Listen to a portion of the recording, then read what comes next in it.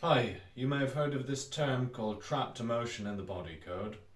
So you may be wondering what it means. So as we go through life, we accumulate emotional baggage which we store in our subconscious mind, and we call these trapped emotions. Trapped emotions because they haven't been processed and released, and they're things that are stored in our subconscious mind. Um, so there's many different types of trapped emotions. An example is like common trapped emotion is one type, so that's things that we specifically experience ourselves. Do you know, if someone drops something on your foot, you might feel angry at that time, but that's something that's specific to and your emotional event.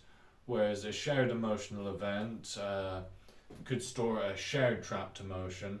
An example would be, say, 9/11, for example, and say everyone's having that same emotional event of shock together at that same time.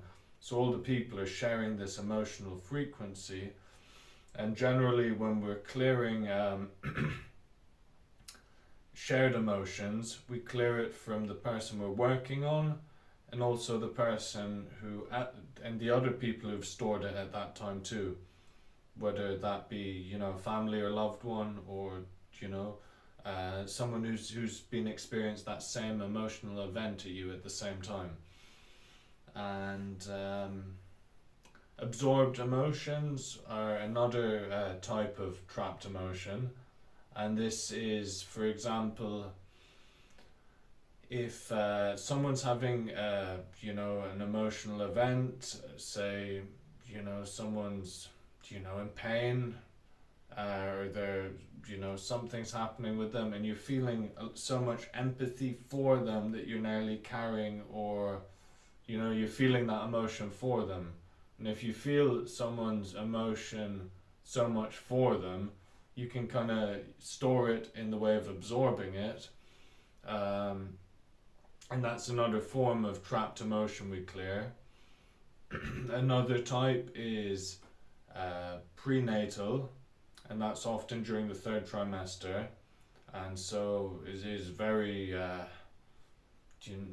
quite well known that what the mother is experiencing during her pregnancy, that can quite often get carried over to the child. So when we look at, there can be a carryover if there's a very traumatic time the mother's having, that can get, stored, emotionally in the child. And another type of trapped emotion is inherited. And these are a little bit more severe emotional events, that it passes from generation to generation. And just like the color of your hair, your eyes, and your genetics, we can also pass trapped emotions, emotional baggage from generation to generation. And I mean, there's pretty good documentation of that, like with say the concentration camps, for example. There's generations on it's affected. There's many things that have happened in the world that are examples of that. So I hope this has given you quite a broad scope of the different types of trapped emotions that get stored in the body. If you found this information useful, or if you want more information and you don't want to miss a video, please subscribe to my channel. Thank you very much. Have a good day.